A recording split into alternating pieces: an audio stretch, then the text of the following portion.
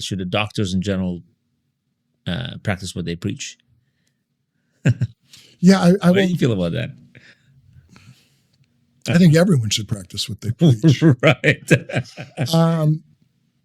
I guess any doctor hopefully would be in alignment with what their principles are and a belief that their job is to, set themselves aside and be present for someone in their shoes, unaccounted to any history or struggles or ideas you may have that could be different. Your job is to get in the shoes of this person and really just be present for them as much as possible. That's why, like when we started the interview, I told you in terms of when asking about these things that we're trying to get to quickly, you can't discount the history. You couldn't discount this initial moment when I meet someone is just as important as the sixth x-ray or the adjustment at the end of the day, because this is a multi-dynamic person that will have physical, chemical, and emotional conditions. What percent?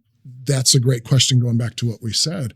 Some things do have a little bit more of one of the components to them, maybe more mental stress than physical or vice versa. So if you're not really sitting there to hear that and feel that, if I'm a machine listening to data and taking that in, then it's data. If I'm a human being, I can look at your eye. Is someone's twitching? When I ask them a question, did they look away? When we talked about certain things, did they react and get mad? Or did they just not talk to me? I just don't know how. That's why it's a funny thing, because I don't understand AI.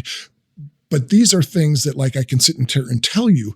But like when if you were my patient and sat down, I wouldn't go, okay.